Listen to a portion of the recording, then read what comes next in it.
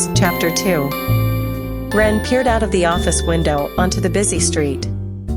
He sighed and turned his attention towards Hiroaki. What time did Mr. Shima say he would be here? Hiroaki folded his newspaper and looked up at him. He placed it down gently on the coffee table and leaned back into his seat. 5:15. But it's 5 already. Akira said as he pushed a strand of blonde hair from his face. I'm so tired. My body is aching from lack of sleep. Why is he always late? His baby blue eyes darted across the room to stare pleadingly at Ren. Call him please. Please. He turned towards Hiroaki as the sound of his tummy began to groan loudly. Growling, growling. He held his tummy and leaned over, almost as if he was wounded from a gunshot or a stab. I think I'm going to die if I don't get a bite to eat. Hiroaki handed him a bottle of water and again sat back into his comfortable seat. He picked back up the newspaper, skimming what he had already read. We already stopped at the deli on our way here. Yeah, but we were rushing to get here and I grabbed a snack.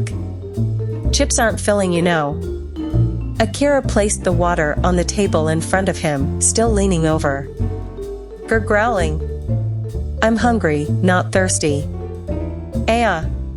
Just then the door swung open. Sorry I'm late, boys. Mr. Shima smiled apologetically. How was overseas?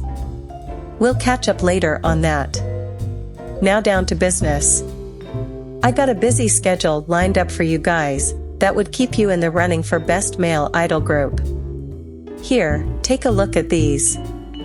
He handed them each a folder. Ren opened it and glanced at the schedule. Opening Act 4. Tonight show. Morning appearance at. This is a busy schedule, all right. He turned and gazed back out the window. I feel so exhausted, thinking to himself. I haven't had time to visit her. How long has it been since I've seen her? A little over 3 months? That's probably a little bit too long. I wonder if she asked for me, if. His thoughts were suddenly interrupted. Ren? Did you hear what I said? Mr. Shima moved towards the window. He looked down at the crowd and back at Ren. He stared at him for a brief moment before looking back at the passerbys hurrying to get to their destinations. There must be thousands of people eager to get to where they were going during this rush hour. Work was now ending for most and beginning for a few. Soon the streets would be almost desolate. Only the noise coming from bars and their drunken customers. Were you listening? Placing his hand on Ren's shoulder. This is big. This is what you guys worked so hard for. Everything is finally paying off. Ren shrugged and looked back out onto the Tokyo streets, staring aimlessly at the bright lights. He felt his spirit drifting away. The office was now a distance from his focus and the busy streets were in full view. He could only hear the muffled sounds of voices. He removed a strand of red hair as he tried to gather his thoughts, but his mind was too tired. Jet lag perhaps. The thought of his room, his bedding, and his head resting soundly on his sweet pillow was all that he could dream of. Ren, I do believe that we will come out on top this time around. You boys will be the next big thing. Not just here in Japan, but internationally. I'm so hype, I'm lost for words. Did you guys hear me? Is anyone listening? Ren turned back towards Mr. Shima. He looked at his group. Everything sounds great.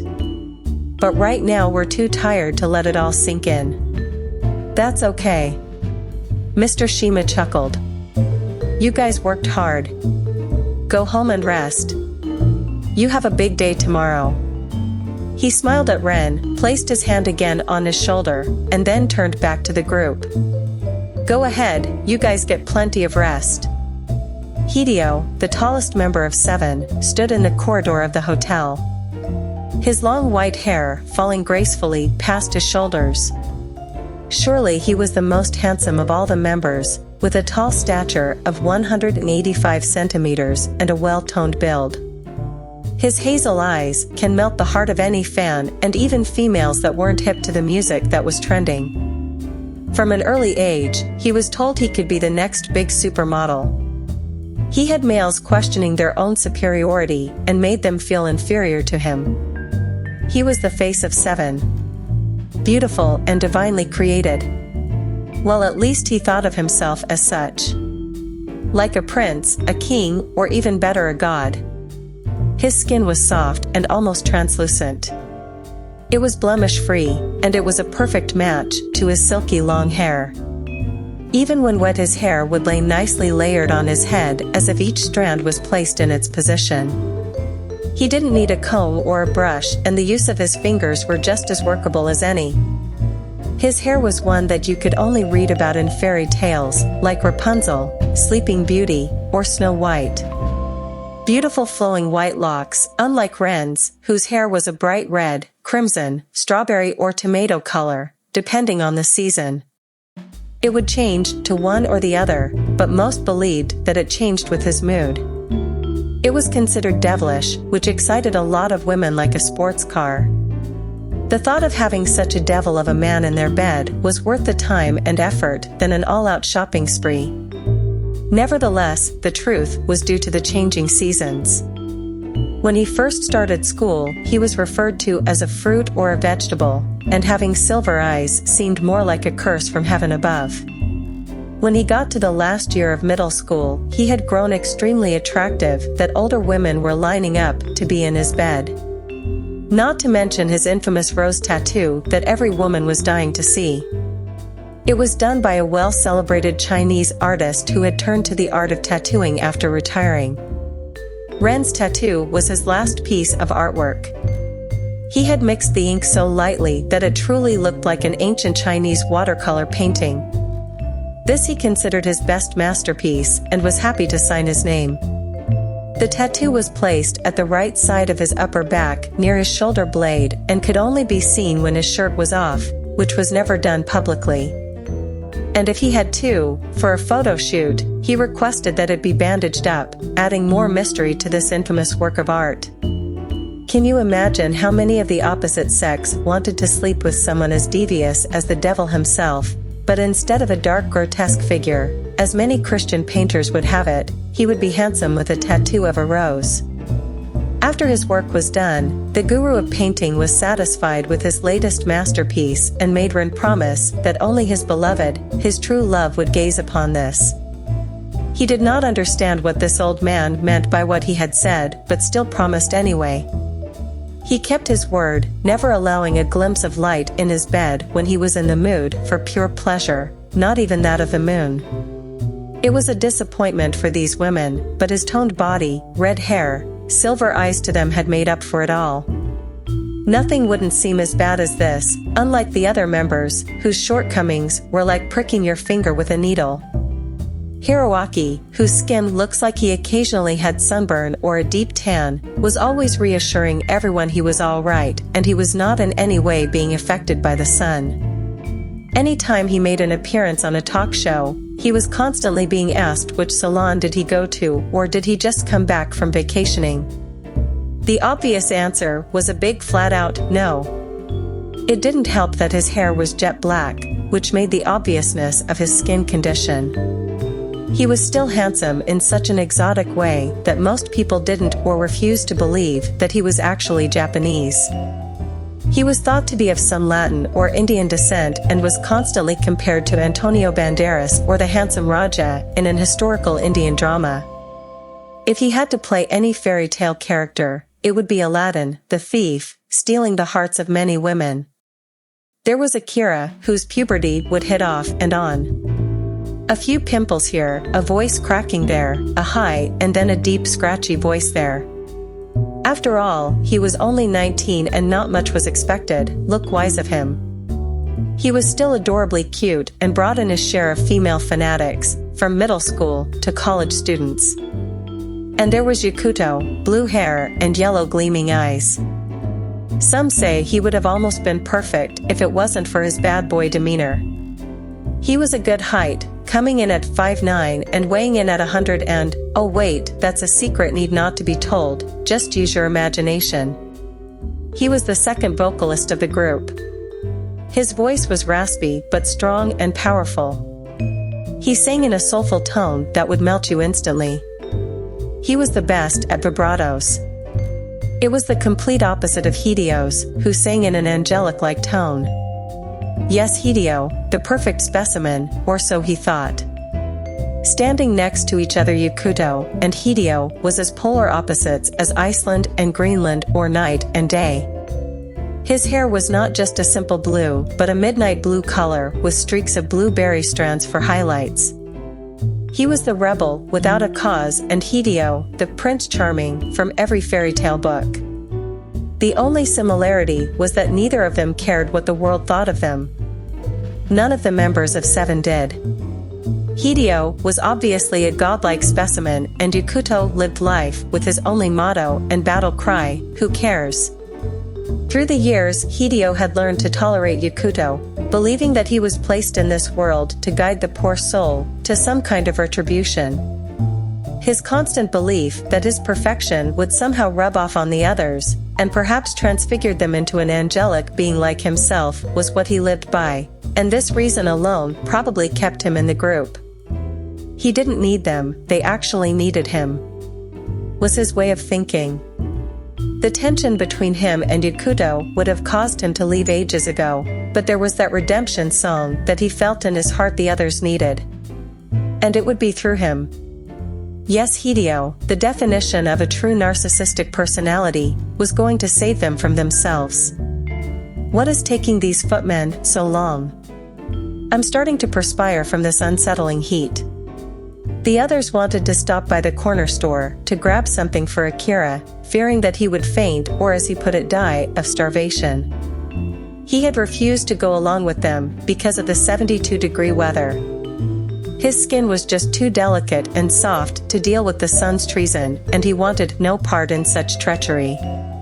Truth be told, he had also forgotten his trusty umbrella and insisted in telling the others he was the face of the group and he didn't want anyone mistaking him for Hiroaki.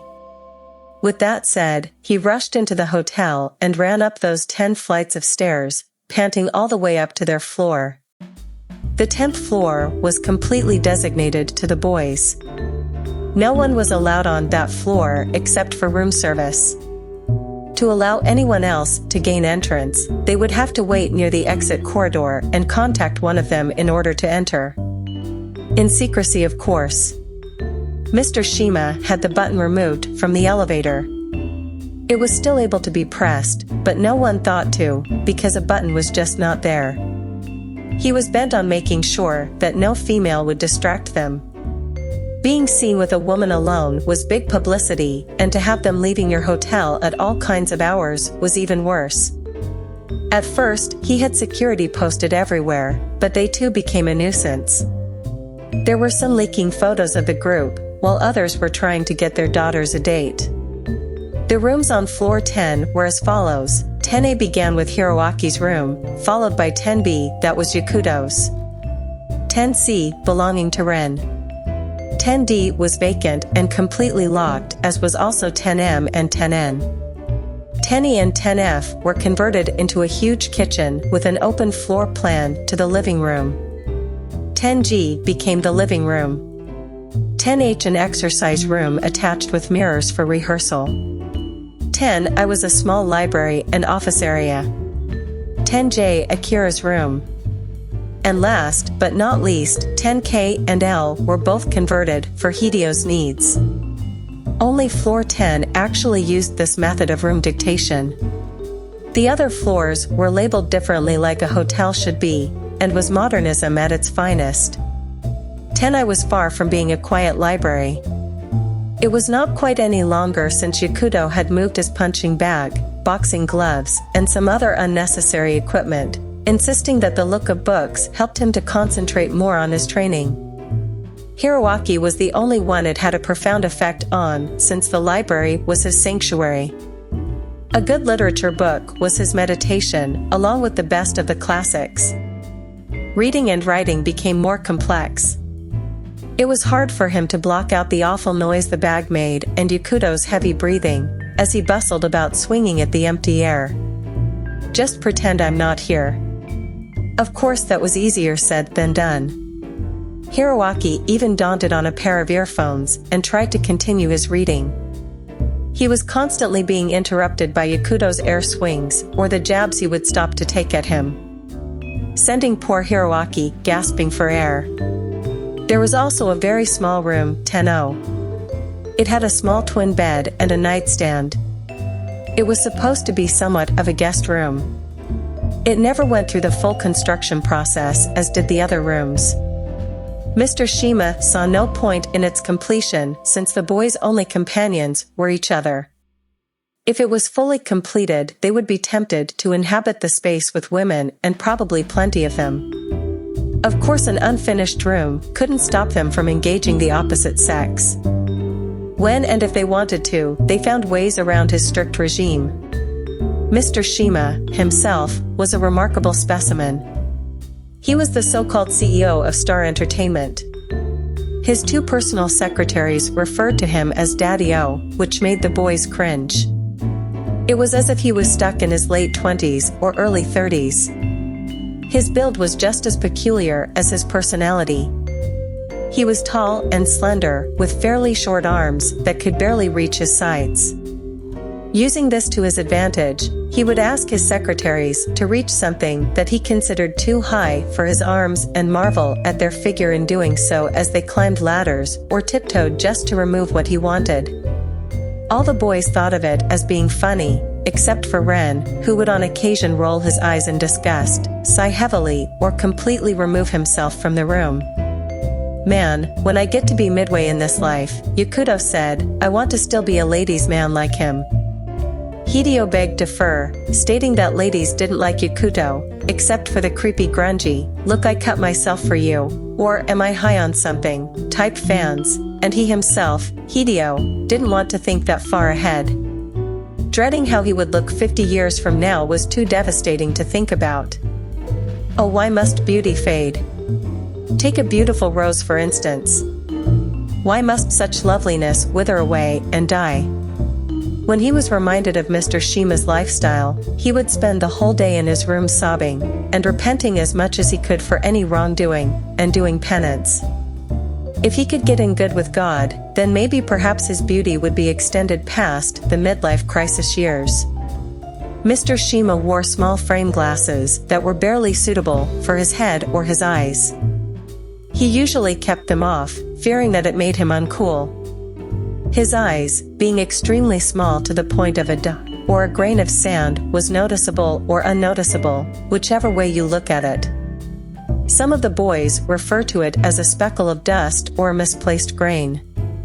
It was as though the good Lord didn't want to be bothered with making him a set of eyes, and instead took the small grain of dust he created humanity from, placing it in its position, and then, voila! You've got eyes.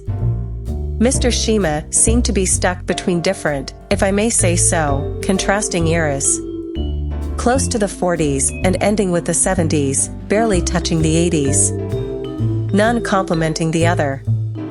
He kept his hair slicked back with an S-curl in the front, thinking it would make him look hip to the younger generation. The only comment he got, especially from kids, was that he looked like an out-of-work, broke, superhero.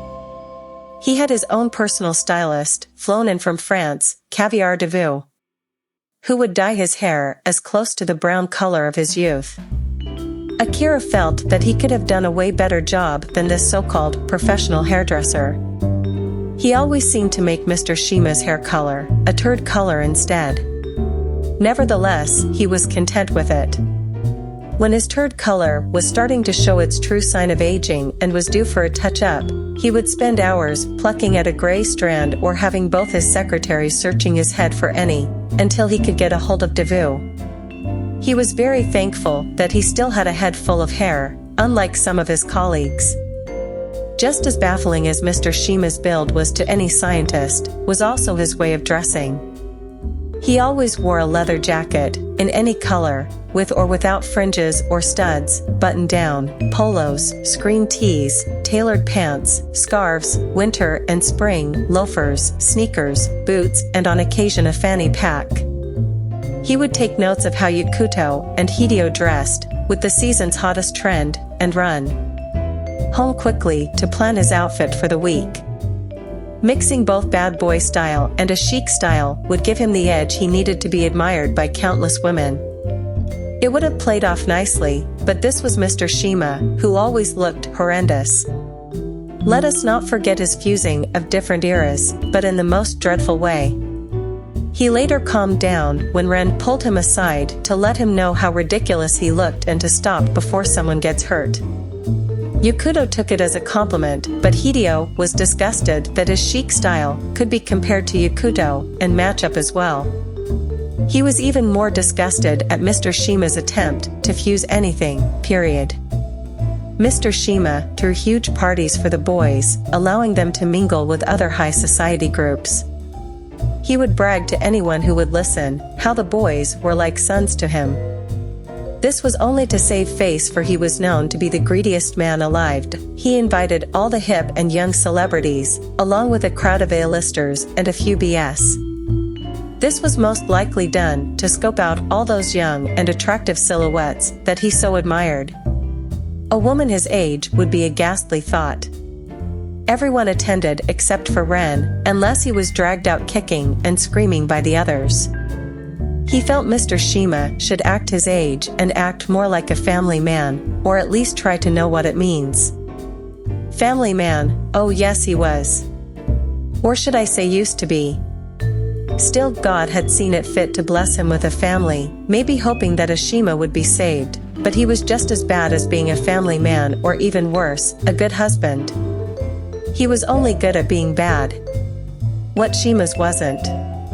Out of all his brothers, believe it or not, he was the good son. Their reputation had reached far beyond the means of an ordinary household. And their names were to be feared throughout Japan, beyond the city of Tokyo into the small villages almost reaching Korea. Still, he sometimes would travel to the riverbank and sit alone to remember all the mistakes he had made, wishing he could do it all over again. He would remember his family that he had neglected and treated harshly. His sons and his lovely wife. The death of his beautiful wife. His 2 sons, that brown-haired boy that he once was close to, now long gone, and the other lost to him forever through hatred. There was no way of reconciling them, for the hate went to the deepest core of any human heart. It wasn't a one-sided hate, but both parties had mutual agreement. He was the cause of the death of his younger son, and that is unforgivable. If anyone would have heard the truth, they would have known better, that no one was truly to blame, unless you pulled the trigger yourself. If you considered it well enough to give even a day's thought, the fingers would have all pointed to the infamous Shimas. Of course, none of them had the courage or the decency to admit any wrongdoing, including Mr. Shima, for any lack of family obligation. And so all the circumstances were pointed at the eldest son. Even before then, he hated him from the moment of his birth. He was not the reflection of Ashima, who were a very prideful clan, but a splitting image of the woman that gave birth to him and her family. The infant was born sickly, and to him that was no result of Ashima, for they were naturally strong from the first moment of life, during conception. He couldn't fathom that he had any role to play in his own family demise, and so looked for someone else to blame. He was a true representation of his family's name and honor, no matter how despicable they may seem to others. Everyone kept their thoughts and feelings about the Shimas to themselves, in fear that they or their family members, friends, or loved ones would go missing or be found dead somewhere in some remote location. The only one who dared to test the Shimas was Ren, who hated them all.